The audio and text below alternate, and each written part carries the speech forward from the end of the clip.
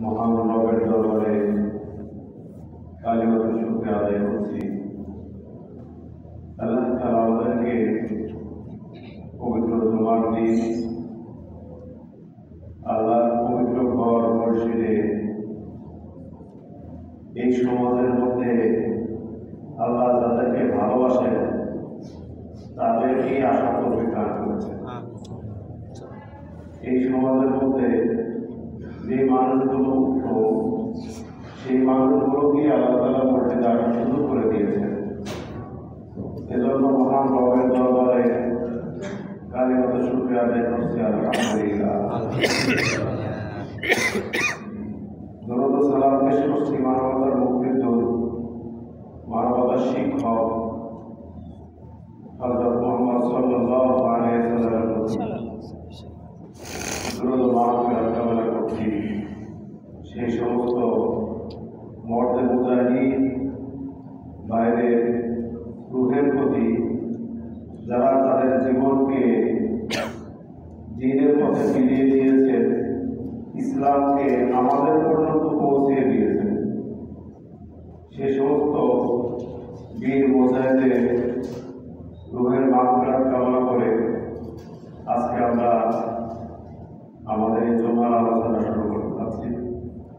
সম্মানিত মুসলিম কেরাম, আমরা পবিত্র কোরআনে 114টা সূরার মধ্যে ছোট্ট একটা সূরা সূরাতুল মাউন তেলাওয়াত করেছি।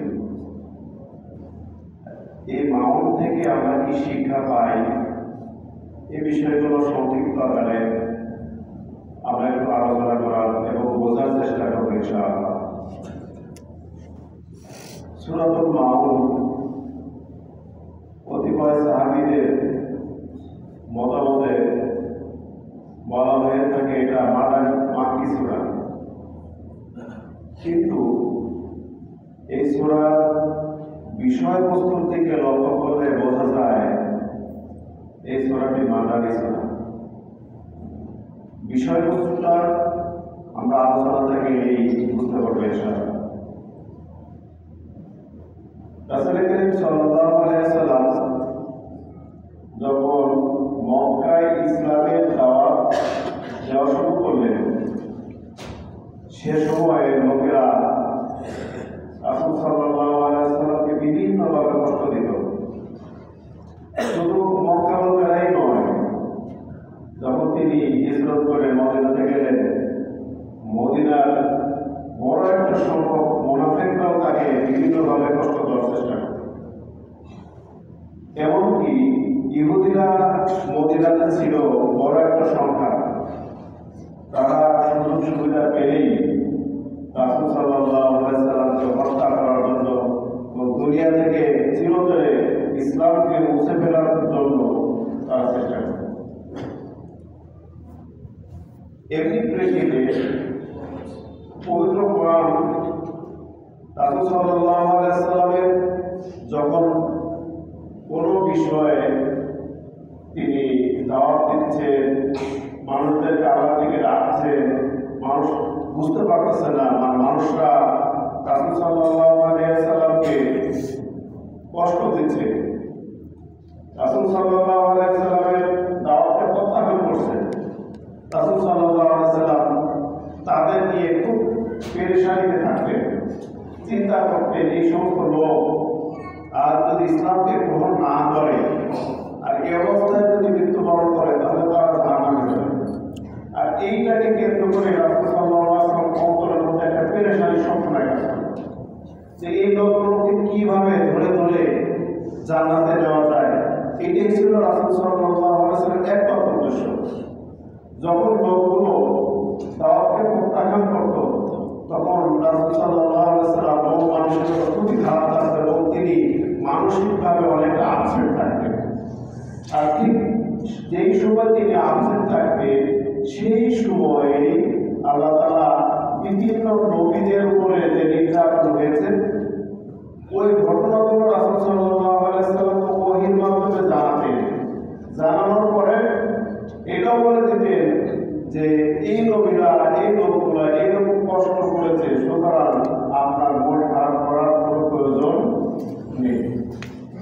এর মধ্যে একবার তিনি দাওয়াতি কাজ করতেছেন, কোনো অবস্থাতেই মানুষগুলো তার কথা শুনছে না, বা শুনলেও কতবার কিছু লোক শুনছে। তিনি মন খারাপ করে বসে আছেন। রাসূল সাল্লাল্লাহু আলাইহি ওয়াসাল্লামের কাছে ওই আসেন, ও এসে নূহ আলাইহিস সালামের ঘটনাগুলো বর্ণনা শুরু করল। সেখানে ওইতে বলা হলো যে নূহ আলাইহিস সালাম এমন একজন নবী ছিলেন, যেই নবী দাওয়াতি কাজ একদিন দুই দিন করেন নাই, দীর্ঘ ৯৫০ বছর ধরে মানুষকে আল্লাহর দিকে ডেকেছেন। এর প্রতিদান হিসেবে মানুষগুলো কি করেছে? মানুষগুলো পাথর মেরে মেরে নূহ আলাইহিস সালামকে পাথরের ভিতরে বন্দী করে ফেলেছে। সারা শরীর থেকে রক্ত চিনচিন করে রক্ত বের হচ্ছে। সন্ধ্যাবেলায় জিবরাইল আলাইহিস সালাম এসে পাথরগুলো সরিয়ে নূহ আলাইহিস সালামের পুরা শরীরে হাত বোলাই দিতেন। নূহ আলাইহিস সালাম জিজ্ঞাসা করছেন, ভাই জিবরাইল, আমার আগামী দিনের কাজ কি? জিবরাইল আলাইহিস সালাম বললেন, আজকে আপনি যে কাজ করেছেন, আগামীকাল আপনার এই কাজ। এভাবে একদিন নয়, দুই দিন নয়, ৯৫০ বছর ধরে এভাবে দিনের দাওয়াতি কাজ করেছেন। এই দিনের দাওয়াতি কাজ করার কারণে নূহ আলাইহিস সালামের নাম কিন্তু নূহ ছিল না। নূহ শব্দের অর্থ হল ফুপিয়ে ফুপিয়ে কাঁদা। তিনি সার্বক্ষণিকভাবে মানুষের অত্যাচারের কারণে ফুপিয়ে ফুপিয়ে কাঁদতেন, যার কারণে তার আসল নাম বাদ করে তার নাম নূহ হয়ে গেছে। এভাবে রাসূল সাল্লাল্লাহু আলাইহি ওয়াসাল্লাম যখন মন মানসিকতা খারাপ থাকতো, বিভিন্ন নবীদের, বিভিন্ন গোত্রের এবং যারা বেশি অত্যাচার করেছে তাদেরকে ধ্বংসের কাহিনী আল্লাহ রাসূলকে বলে বলে আল্লাহ রাসূল তখন তার মন ভালো হয়েছে। ঠিক এমন একটা প্রেক্ষিতে সূরাতুল মাউন নাযিল হলো। এই সূরাতুল মাউনের বিষয়টা হলো আরাআইতাল্লাযী ইউকাযযিবু বিদ্দীন। আরাআইতা অর্থ আপনি কি জানেন না, আপনি কি দেখেন নাই, বা এ বিষয়ে আল্লাযী যারা ইউকাযযিবু বিদ্দীন, দিনকে প্রত্যাখ্যান করে, দিনকে মিথ্যা প্রতিপন্ন করে, ধর্মকে মিথ্যা প্রতিপন্ন করে, পরকালকে মিথ্যা প্রতিপন্ন করে, এই লোকদেরকে আপনি চিনেন না। অর্থাৎ তাদের ব্যাপারে আপনার মন খারাপ করার কোনো বিষয় না, তারা এরকমই, তাদের চরিত্রই এরকম। আমাদের সমাজে এরকম হয় না? কেউ যদি কারোর উপর অত্যাচার করে, অত্যাচারিত মাজলুম ব্যক্তির উপর আমরা যখন সান্ত্বনা দিতে চাই, জালেমের সাথে যখন আমরা পেরে উঠি না, তখন আমরা বলি, ভাই মন খারাপ করার কি আছে, প্রতিদান তুমি পাওয়া কিয়ামতের ময়দানে। আর যারা জালেম তাদের এরকমই, ওদের এই দুনিয়াতে এরকম শক্তি দিয়ে দিচ্ছে, পরকালে ওদের জন্য কঠিন শাস্তি। আমরা অনেক সময় বলি না, সান্ত্বনা দেই না? ঠিক আল্লাহ রাসূলকেও আল্লাহ তাআলা সান্ত্বনা দিচ্ছেন যে আপনি মন খারাপ করেন কেন? ওরা তো এরকমই, ওরা যারা পরকালকে মিথ্যা প্রতিপন্ন করে তাদের সম্পর্কে এর থেকে ভালো কিছু আপনি কি চান? এর থেকে ভালো কিছু তাদের কাছ থেকে আপনি আশা করতে পারেন না। এরপরে আল্লাহ তাআলা আরো বলেন, ফাযালিকাল্লাযী ইয়াদউল ইয়াতীম। তাদের বৈশিষ্ট্য এটা, আমার অতঃপর মানে তারা এই কাজগুলোও করে যে তারা কি করে, এতিমদেরকে গলা ধাক্কা দেয়, বের করে দেয়, এতিমদের সম্পদ আত্মসাৎ করে, এতিমদেরকে ঠগায়। এর প্রেক্ষিতে একটা হাদিস আছে এরকম, আবু জেহেল একজন এতিমকে রক্ষণাবেক্ষণ করতেন, তার উপর দায়িত্ব ছিল তার কোনো একটা আত্মীয়। তার বাবা মারা যাওয়ার পরে সেই এতিম বাচ্চাকে আবু জেহেল দেখাশোনা করতেন। সেই আবু জেহেল এক পর্যায়ে তার যে সম্পদ ছিল, সেই সম্পদ থেকে ওই ছেলেটা আবু জেহেলের কাছে আসলো, এসে বলল যে আমার বাবার যে সম্পদ আছে সেই সম্পদ থেকে আমাকে কিছু সম্পদ দেন। তখন সেই এতিম বাচ্চাকে আবু জেহেল তাকে বের করে দিল এবং তার সম্পদকে দিতে অস্বীকার করল। তো আবু জেহেলের কিছু ছেলেবেলা তারা পাশেই ছিল, তারা বললো তুমি এক কাজ করো, ছোট বাচ্চা, তাকে বললো তুমি মোহাম্মদের কাছে যাও, সে তোমার সম্পদ আদায় করে দেবে। ছোট বাচ্চা সে না বুঝেই মোহাম্মদের কাছে গেছে, একজন বুদ্ধিমান ব্যক্তি হলো সে যেত না, যার মধ্যে মোহাম্মদের সেই শক্তি নাই, এখন তার কাছে গেলে সে আমার সত্য আদায় করে দিতে পারবে না। ওই বাচ্চাটা না বুঝে মোহাম্মদ সাল্লাল্লাহু আলাইহি ওয়াসাল্লামের কাছে গেছে, যা বলছে ইয়া মোহাম্মদ, ইয়া রাসূলুল্লাহ, বা যেভাবে সম্বোধন করুক না কেন, যা বলছে যে আমি তার কাছে এই সম্পদগুলো, আমার পিতার সম্পদগুলো তার কাছে রক্ষিত আছে, কিন্তু সে আমার সম্পদগুলো দিচ্ছে না, আপনি একটু আদায় করার ব্যবস্থা করে দেন। আবু জাহেল ঠিক তাৎক্ষণিক, রাসূল সাল্লাল্লাহু আলাইহি ওয়াসাল্লাম ঠিক তাৎক্ষণিকভাবে ওই এতিম বাচ্চাকে নিয়ে আবু জাহেলের কাছে গেলেন। আবু জাহেলের কাছে যে বলল যে চাচা, এই এতিম বাচ্চার সম্পদ তুমি দিয়ে দাও। আবু জাহেল কোনো কথা না বলে যে ঠিক আছে, তার যে পাওনা কথা ছিল সাথে সাথে দিয়ে। আর ওদিক দিয়ে কেমন কাজে বসে দূরে বসে তামাশা দেখতেছিল যে আজকে একটা মজার ঘটনা দিল। তো যখন সব সম্পদগুলো দিয়ে দিল, তখন তারা এসে আবু জাহেলকে জিজ্ঞাসা করলো, আপনি খুব মোহাম্মদ এসে আপনাকে এই সম্পদগুলো দিয়ে দিল, আর আপনি খুব তাড়াহুড়া করে সম্পদগুলো দিয়ে দিলেন, কারণটা কি? তখন আবু জাহেল হাদিসে এসেছে তাফসিরে ইবনে কাসিরের মধ্যে যে আমি দেখলাম মোহাম্মদের দুই পাশে এমন অস্ত্র রয়েছে, আর যদি কোনো অবস্থায় তার এই দাবিকে প্রত্যাখ্যান করে, তাহলে সে অস্ত্রগুলো আমার শরীরের মধ্যে ঢুকে দেবে। আসলে কোনো অস্ত্র ছিল না, কিন্তু আল্লাহ তাআলা এমন কিছু জিনিস কুদরতিভাবে তাকে দেখিয়ে দিয়েছে, এবং সাথে সাথে আবু জাহেল কি করেছে, সে হক আদায় করে দিয়েছে।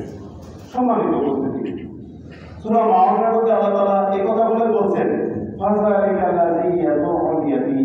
যে তাদের চরিত্র হবে এরকম, তারা কিয়ামত দিবসকে, পরকাল দিবসকে মিথ্যা প্রতিপন্ন করবেই, সাথে সাথে তারা এতিমের হকও নষ্ট করে। তাদের চরিত্রের মধ্যে এটা অন্যতম একটা চরিত্র। তারা কি করে, যারা দুর্বল তাদের সম্পদ আত্মসাৎ করবে। পরের আয়াতে আল্লাহ তাআলা বলেছেন, ওয়ালা ইয়াহুদ্দু আলা তুআমিল মিসকিন, এবং মিসকিনকে খাদ্য দানে নিরুৎসাহিত করবে। সে তো দিবেই না, যদি অন্য কেউ দেয় তাকেও এমন এমন কিছু কথা বলবে যে সেও যেন খাদ্য না দেয়। আমরা জানি মিসকিন এবং এতিম, এতিম তো আমরা জানি যার পিতা মারা গেছে। আর মিসকিন বলা হয়, মিসকিন এবং ফকিরের মধ্যে পার্থক্য হচ্ছে, ফকির মানুষের কাছে ভিক্ষা করে, দরিদ্র, আর মিসকিন কিন্তু মানুষের কাছে ভিক্ষা করে না, সেও দরিদ্র, কিন্তু তার মানুষের কাছে হাত পাততে পারে না। আর হাদিসে আসছে উত্তম হচ্ছে সেই যারা মানুষের কাছে হাত পাততে পারে না, তাদেরকে খুঁজে খুঁজে সব যদি আপনি সহযোগিতা করতে পারেন, তাহলে এটা হচ্ছে বড় উত্তমের কাজ, বড় সওয়াবের কাজ। আমাদের সমাজে তো এরকম নাই যে আমরা এতিমদের সম্পদ নষ্ট করি না, আত্মসাৎ করি না, এতিমদের সাথে খুব ভালো ব্যবহার করি। আমাদের সমাজে সবাই এরকম, তাই না? সবাই কি এতিমের হক আদায় করে? অনেকেই আছে সুযোগ পাইলে ভাই ভাতিজার সম্পদ আত্মসাৎ করে। এক ভাই মারা গেছে, এখন ভাতিজার সহ চেষ্টা করে ভাবি কি বাড়ি থেকে কিভাবে তার সন্তান সব আনিয়ে দিয়ে এই সম্পদগুলো নিজেকে আত্মসাৎ করা যায়। এভাবে প্রত্যেকটা গ্রামে মহল্লায় সংখ্যা কম না, অনেক, অথচ জানে না যে তারা যদি সব বন্ধ হয়ে যায়, এই সম্পদ তার কোনো কাজ আসে না। এরপর আসেন গুরুত্বপূর্ণ একটা আয়াত, ফাওয়াইলুল মুসাল্লিন, ছোট্ট একটা আয়াত। ফাওয়াইলুল, ওয়াইলুল দুর্ভোগ সেই সমস্ত নামাজীদের জন্য। দেখেন এখানে কিন্তু কাফেরদের জন্য বা যারা নামাজ পড়ে না তাদের দুর্ভোগের কথা কিন্তু বলে নাই। আল্লাহ তাআলা বলেছেন দুর্ভোগ সেই সমস্ত নামাজীদের জন্য। কোন নামাজি? এরপরে আল্লাহ তাআলা বলেছেন আল্লাযীনা হুম আন সালাতিহিম সাহুন, যারা তাদের নামাজের ব্যাপারে গাফেল, যারা তাদের নামাজের ব্যাপারে গাফেল। এখন আসেন নামাজের ব্যাপারে গাফেল কারা? হতে পারে এরকম আযান পড়ে গেছে, তার কানে আযানের আওয়াজ পৌঁছাইছে, কিন্তু তার ভিতরে অন্তরে কোনো প্রতিক্রিয়া সৃষ্টি হয়নি। নামাজ পড়তে হবে এরকম কোনো তার উপলব্ধিই নাই। এরকম সমাজ, এরকম লোকের সংখ্যা আমাদের সমাজে নাই বলেই চলে না, অনেক আছে।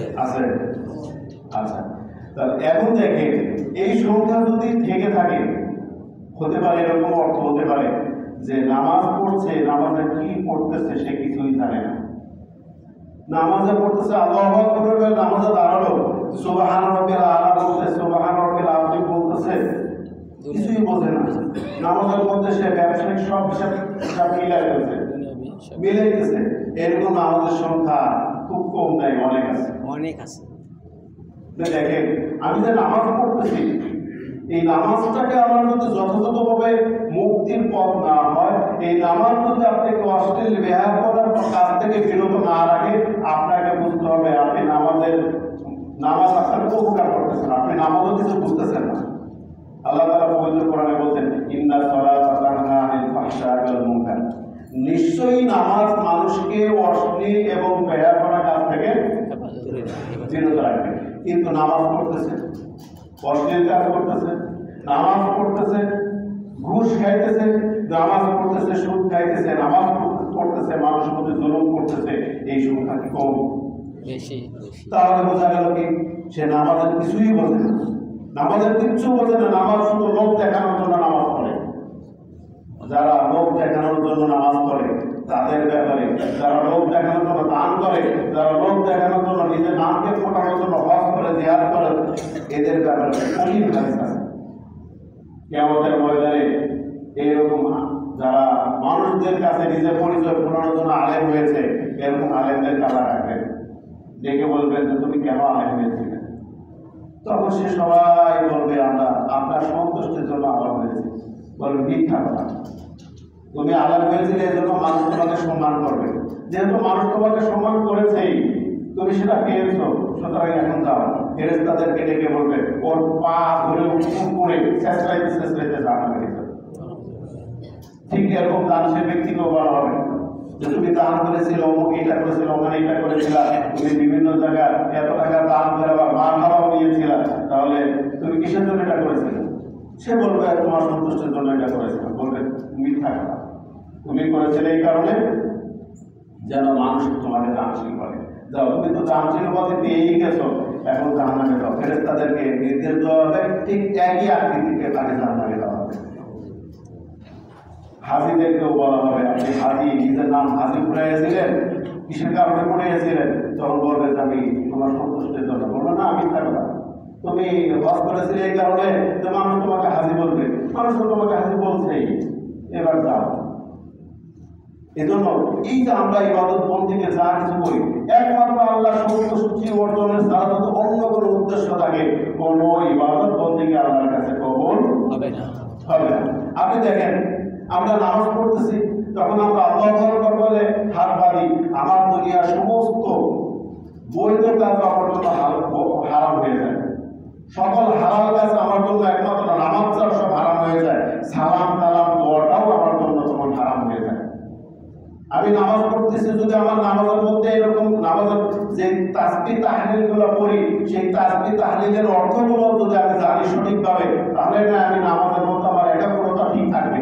আর যদি আমি এটা না জানি, তাহলে কি আমার নামাজের মধ্যে একাগ্রতা ঠিক থাকবে? আপনি নিয়ত করার পরে বলতেছেন সুবহানাল্লাহুম্মা, জানেন না অর্থটা কি? সুবহানাল্লাহুম্মা, হে আল্লাহ আপনি কত পবিত্র, ওয়া তাবারাকা ইসমুকা ওয়া বিহামদিকা, সকল প্রশংসা আপনার জন্য, ওয়া তাবারাকা ইসমুকা, আপনার নামেই বরকত, ওয়া তাআলা জাদ্দুকা, আপনার মর্যাদা সুউচ্চ, লা ইলাহা ইল্লাল্লাহ, আপনি ব্যতীত কেউ নেই। আপনি বলতেছেন এখানে নামাজে বলতেছেন সুবহান রাব্বিয়াল আ'লা, সুবহান রাব্বিল আযীম। সুবহান রাব্বিল আযীম অর্থ কি? হে আল্লাহ আমার রবের পবিত্রতা মহান। সুবহান রাব্বিয়াল আ'লা, আমার রবের পবিত্রতা সুউচ্চ। আপনি আত্তাহিয়াতু পড়তেছেন, আত্তাহিয়াতু লিল্লাহি ওয়াস সালাওয়াতু ওয়াত তাইয়্যিবাত। ভালো করে খেয়াল করবেন, আমার নাম, আমার জীবন, আমার সমস্ত নামাজ, আমার সমস্ত ভালো কাজ আল্লাহর জন্য। কিন্তু আপনি কি একবার চিন্তা করে দেখছেন, মিলিয়ে দেখেন তো, এখানে নামাজের মধ্যে যে কথাটা বলতেছেন আত্তাহিয়াতু, মানে আপনার জীবন আল্লাহর জন্য, নামাজ আল্লাহর জন্য, সমস্ত ভালো কাজ আল্লাহর জন্য। আসলে কি বাস্তব জীবনের সাথে মিলিয়ে দেখেন তো, আল্লাহর জন্য ছাড়া আর কোনো কাজ আপনি করেন কিনা? সব কাজে কি আল্লাহর জন্য হয়ে থাকে? আপনার জীবনের সব কিছুই আল্লাহর জন্য হয়ে থাকে? তাহলে আমি যে নামাজে বলতেছি আর নামাজের বাইরে যে আমার জীবনের সাথে অন্য অন্য বিষয়গুলো যুক্ত হয়ে যাচ্ছে আল্লাহ ছাড়া, তাহলে এর জন্য আমার কথা কি তৈরি হয়ে গেল না এখানে? আমরা জানি যে এই কথাটা কখন বলেছিল? মেরাজে যে আল্লাহ তাআলা রাসূল সাল্লাল্লাহু আলাইহি ওয়াসাল্লামকে জিজ্ঞাসা করলেন, বন্ধু আমার জন্য কি নিয়ে এসেছো? আল্লাহ রাসূল বললেন, আত-তাহিয়াতু লিল্লাহি ওয়া সালাওয়াতু তাইয়্যিবাত। আমি আমার জীবন, আমার নামাজ, আমার সমস্ত ভালো কাজ আপনার জন্য। এই মাত্র তিনটা কথা আল্লাহ খুশি হয়ে গেলেন। আল্লাহ খুশি হয়ে উত্তর দিলেন, আসসালামু আলাইকা আইয়ুহান নবী ওয়া রাহমাতুল্লাহি ওয়া বারাকাতুহু। হে নবী, আপনার উপর শান্তি, রহমত এবং বরকত বর্ষিত হোক। রাসূল সাল্লাল্লাহু আলাইহি ওয়াসাল্লাম সেখানে আমাদেরকে বলেন নাই, তিনি বললেন আসসালামু আলাইনা ওয়া আলা ইবাদিল্লাহিস সালিহিন। রহমত, বরকত, শান্তি আমাদের উপর বর্ষিত হোক এবং বর্ষিত হোক আপনার নেক বান্দাদের উপর। এই কথাগুলো শুনে ফেরেশতারা বলে ওঠেন, আশহাদু আল্লা ইলাহা ইল্লাল্লাহ ওয়া আশহাদু আন্না মুহাম্মাদান আবদুহু ওয়া রাসূলুহু। আমরা নামাজে এটা বলতেছি, কিন্তু আমি নামাজে কি এটা যখন নামাজ পড়ি তখন কি আমি এটা উপলব্ধি করি? এই নামাজে যদি আমি ঠিক অর্থগুলো বুঝতাম, আমি যদি এটা কখন আল্লাহ রাসূল বলেছেন, আল্লাহ কি কথাগুলো বলেছেন, ফেরেশতারা কি কথাগুলো বলেছেন, এই কথাগুলো যদি আমার মনের মধ্যে আমি যখন নামাজে দাঁড়াবো তখন যদি আমার কল্পনা চলে আসে, তাহলে তো এই নামাজই তো আমাকে পরিপূর্ণতা হিদায়াতের দিকে নিয়ে আসবে। এই নামাজ আমার তফসিল ব্যবহার থেকে বের করবে। যদি এরকম নামাজ আমি পড়ি যে নামাজে কি পড়লাম কি না পড়লাম, নামাজ আমার এই চোখর দিয়ে চলে গেলে, এ সম্পর্কে আল্লাহ তাআলা বলছেন এরকম, ইন্নাল মুনাফিকিনা ইখাদিউনা আল্লাহ ওয়া হুয়া খাদিউহুম ওয়া ইযা ক্বামু ইলা সলাতি ক্বামু কুসালা ওয়া লা ইরাউনা নাসা। যে আল্লাহ তাআলা বলছেন এখানে যে মুনাফিকরা কি করে? তারা আল্লাহকে ধোঁকা দেয়। আসলে কি আল্লাহকে ধোঁকা দেওয়া যায়? তারা নিজেরাই ধোঁকার মধ্যে পড়ে। আর তারা কি করে? তারা নামাজে যখন দাঁড়ায়, নামাজের কোনো একাগ্রতা তাদের মধ্যে থাকে না, নামাজের মধ্যে কোনো খেয়াল খুশু থাকে না। অনেক সময় এরকম হয়ে যায়, নামাজের সময় চলে যায়, ঠিক এমন অবস্থায় যায় অবস্থায় সে নামাজ কোনোরকম ফকর মেরে আদায় করে নেয়। আসলে এই নামাজগুলো আল্লাহর কাছে কোনো গ্রহণযোগ্যতা পায় না। সেই নামাজের মধ্যে আল্লাহর স্মরণটা যথাযথভাবে হয় না। এই ব্যাপারে আল্লাহ তাআলা বলতেছেন, ফাওয়াইলুল লিল মুসাল্লিন, সেই সমস্ত নামাজের জন্য ধ্বংস। আমি যদি নামাজ পড়বেন অথচ যেই নামাজ আপনাকে জান্নাত দেবে না, এই নামাজ আপনি কেন পড়বেন? যেই নামাজ আপনাকে জাহান্নামের কারণ হবে, কেন সেই নামাজ পড়বেন? যারা এইরকম নামাজ পড়বে, অন্য হাদিসে আসছে এই নামাজটাকে একটা প্যাকেট করে তার মুখের উপর তুলে মারা হবে। সম্মানিত উপস্থিতি, সুতরাং আমাদেরকে আল্লাহ সন্তুষ্টির জন্য এভাবে নামাজ পড়তে হবে। আর লোক দেখানোর জন্য কোনো কাজ করা যাবে না। আমার কাজ করবে, কোন লোক হাসি তামাশা করতে পারে, কিন্তু আমার উদ্দেশ্য যদি হয় সব, তাহলে সেখানে আল্লাহ তাআলা আমাকে তার প্রতিদান দিবেন। আমার উদ্দেশ্য যদি হয় আল্লাহকে খুশি করার জন্য, মানুষকে দেখানোর জন্য নয়, তাহলে আল্লাহ তাআলা ঠিকই খুশি হবে। আর আমার উদ্দেশ্য যদি হয় লোক মানুষকে খুশি করার জন্য, তাহলে এখানে আমি তো সব পাবোই না, বরঞ্চ সেটা আমার ফাওয়াইলুল লিল মুসাল্লিন, ওই সমস্ত নামাজীদের জন্য দোষ, এদের মধ্যে আমি শামিল হয়ে যাব। সম্মানিত মুসল্লিয়ানেরা, আমরা নামাজ পড়বো অনেক কষ্ট করে, অনেক শ্রম দিয়ে আল্লাহর খুশি করার জন্য আমরা এসেছি। আমাদের এই নামাজ যেন আমাদের জাহান্নামে যাওয়ার কারণ না।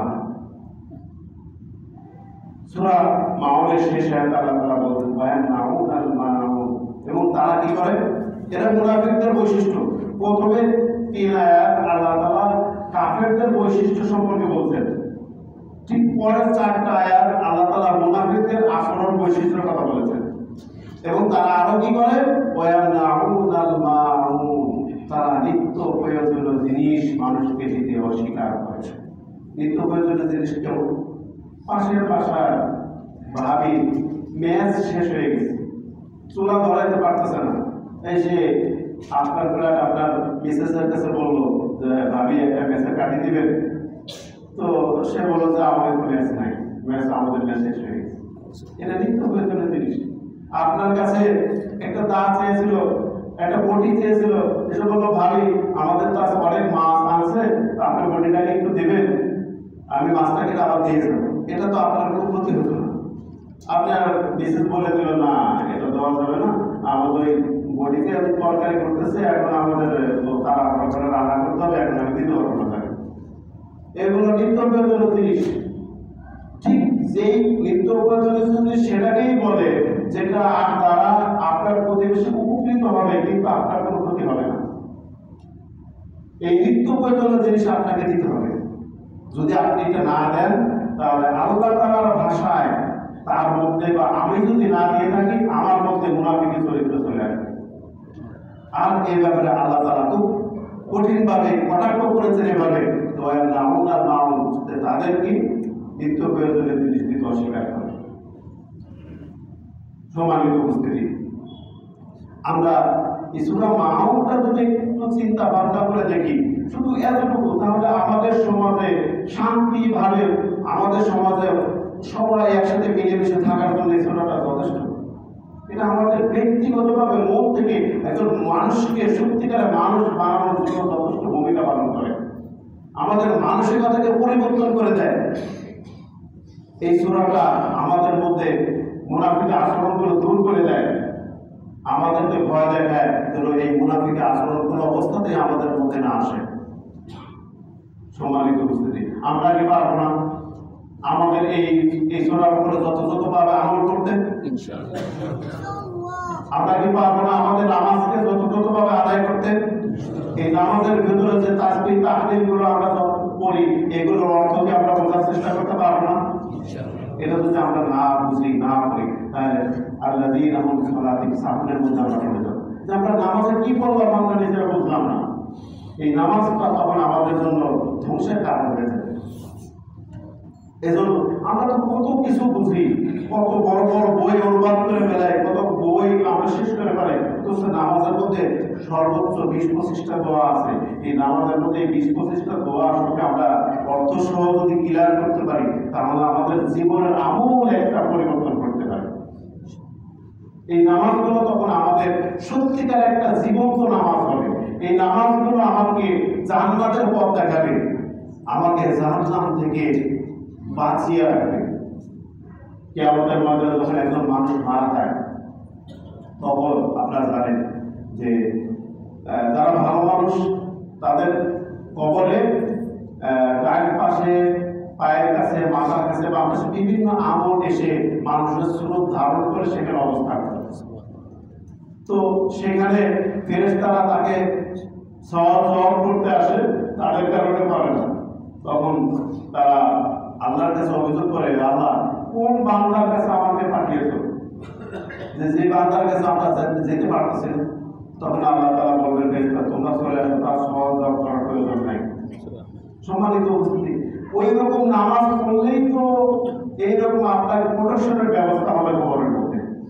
আর সেই রকম নামাজ যদি আমরা না পড়তে পারি তাহলে আমরা নামাজের মতো নামাজ পড়বো, আমাদের কপালেও না আমাদের দাগ পড়ে যাবে কিন্তু আমাদের চরিত্র থেকে মুনাফিকি চরিত্র কিন্তু যাবে না।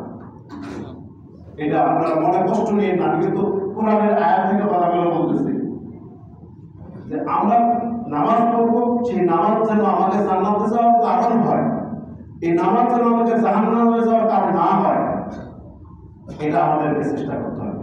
পারবো ইনশাআল্লাহ? ইনশাআল্লাহ। সেক্ষেত্রে সবচেয়ে গুরুত্বপূর্ণ যে বিষয়টা হলো কোরআনটাকে শুদ্ধ করে তেলাওয়াত শিখতে হবে। যদি আপনি কোরআন শুদ্ধ করে তেলাওয়াত না শিখেন তাহলে আপনার নামাজই হবে না।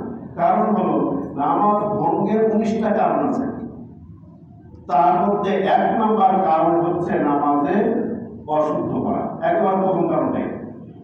সুতরাং আপনাকে নামাজ যদি সঠিক করে শুদ্ধ করে পড়তে হয় তাহলে আপনাকে শুদ্ধ করে কোরআন শরীফ শিখতে হবে। আপনি যদি শুদ্ধ করে কোরআন শিখতে না পারেন তাহলে আপনার নামাজ হবে না।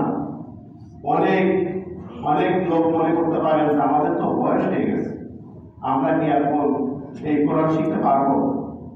আচ্ছা, আপনাদের মতো বয়স্ক ব্যক্তিরা কি রাসূলের যুগে ইসলাম গ্রহণ করে নাই? তাহলে কি তারা কোরআন শেখে নাই? তাহলে কেন এখনকার বয়স্ক ব্যক্তিরা পারবেন না? সুতরাং এইরকম খোরার অজুহাতের কোনো সুযোগ নেই। আমাদেরকে কোরআন শরীফ শিখতেই হবে। দেখেন, ছোট্ট একটা বাচ্চা, আপনার নাতি অথবা মাদ্রাসায় দিয়েছেন, মাত্র 1 বছর 1.5 বছর 2 বছর ব্যবধানে ছোট্ট একটা বাচ্চা সুন্দর করে কোরআন শরীফ তেলাওয়াত শিখে গেছে। অথচ আপনার জীবন থেকে 50-60 বছর চলে গেল, আপনি নামাজ পড়তেছেন, কোনো দিকে একবারের জন্য চেষ্টা করলেন না আপনি নামাজটাকে সঠিক মানদণ্ডে যাচাই করার জন্য। আপনি একবারের জন্য চেষ্টা করে দেখলেন না আপনার কোরআন শরীফটা সঠিক হচ্ছে কিনা, এটাকে একটু সঠিক করে শেখার জন্য। আপনার জীবন থেকে কত রমজান মাস আসছে, কত রমজান মাস চলে গেল, কত ওয়াজ কারণ কত কিছু শিখলেন, কিন্তু একবারের জন্য কি আপনি একটু কার্যকরী পদক্ষেপ নিতে পারলেন না? একবার একটু চেষ্টা করেন, কার্যকরী পদক্ষেপ নেন। এটা আপনার জন্য, আমার জন্য না। আমি আপনাকে বলে গেলাম, আপনার ইমাম সাহেব আপনাকে বলবে, আপনার কাছে অনেক ভাইরা আপনাকে বলবে, কিন্তু কার্যকরী পদক্ষেপ আপনাকেই নিতে হবে। কোরআন শরীফ শুদ্ধ করার জন্য নামাজ এমন জরুরি যে আপনি কোরআন শরীফ শুদ্ধ না হলে যেমন নামাজ হয় না, ওযু ছাড়া তো নামাজ হয় না। ওযু ছাড়া নামাজ হয় না, এটা একটা শর্ত যে নামাজ শুদ্ধ হওয়ার জন্য কি ওযুটা আপনার জরুরি। ওযু ছাড়া, পবিত্রতা ছাড়া নামাজ হবে না। ঠিক আপনি কোরআন শরীফ শুদ্ধ ছাড়া নামাজ কল্পনা করেন কিভাবে? প্রথম শর্তের নামাজ ভঙ্গের কারণের মধ্যেই তো বলা হয়েছে যে নামাজ ভঙ্গের কারণ নামাজ অশুদ্ধ করা। অনেক ভাইরা আছে তারা নিজেদেরকে একটু চেষ্টা করে দেখেন নামাজের মধ্যে যেন আল্লাহ তাআলা আমাদেরকে সহিহ শুদ্ধভাবে কোরআন শরীফ তেলাওয়াত শেখার তৌফিক দান করেন। এবং এই কোরআন অনুযায়ী আমি যদি জান্নাতে যেতে চাই, তাহলে কোরআন অনুযায়ী আমার জীবন, আমার পরিবার, আমার সমাজ ব্যবস্থা, আমার টোটাল কার্যক্রমটাকে সাজাতে হবে। এর ব্যতিক্রম কোরআন থেকে আপনি বাইরে যেখানেই যাবেন, আপনার দৃষ্টিকোণ থেকে সেটা অনেক লাভজনক, অনেক ফলপ্রসূ মনে হতে পারে, কিন্তু আসলে সেটা লাভজনক নয়, সেটা ফলপ্রসূ নয়, বরং সেটা ক্ষতিকর। আপনার দৃষ্টিকোণ আর আল্লাহর দৃষ্টিকোণ এক নয়। 200 বছর আগে, গত 200 বছর আগে আমাদের এই পৃথিবীতে সমাজতান্ত্রিক মতবাদটা খুব বড় করে আকার ধারণ করেছিল। সমাজতান্ত্রিক এই মতবাদটা মৃত্যু ঘটেছে 1980 সাল থেকে 1990 সালের এই দশকের মধ্যে। এই দশকের মধ্যে আল্লাহ তাআলা যে 1400-1500 বছর একটা ইসলামী অর্থ ব্যবস্থা দিয়েছেন, এই ইসলামী অর্থ ব্যবস্থা শুধু এই 1400-1500 বছর জন্য নয়, পৃথিবী যদি আরো 1400-1500 বছর টিকে থাকে, কিয়ামত পর্যন্ত এই ইসলামী অর্থ ব্যবস্থার কাছে, ইসলামের কাছে অন্য কোনো মতবাদ টিকবে না। সুতরাং আপনাকে ইসলামের কাছে আসতে হবে। ইসলাম ছাড়া অন্য কিছু আপনি কল্পনা করতে পারেন না। যদি কল্পনা করেন তাহলে সেটা হবে আপনাকে কুফরি মতবাদ, কুফরি চিন্তা, আল্লাহ এবং ইসলামকে বাদ দিয়ে চিন্তা, সেটা অবশ্যই কোনো মানব সমাজের কল্যাণকর হতে পারে না। সমাজের মুসলিম দেখলাম, আমরা চেষ্টা করব আমরা আমাদের নিজেকে বাঁচানোর জন্য, জাহান্নাম থেকে মুক্তির জন্য, জান্নাতের দিকে অগ্রসর হওয়ার জন্য কোরআনটাকে আমাদের জীবনের গাইডলাইন রেখে আমি আমার নামাজকে ঠিক করবো ইনশাআল্লাহ। আমি এই আহ্বান রেখে আমার সংক্ষিপ্ত আলোচনা শেষ করছি। আসসালামু আলাইকুম।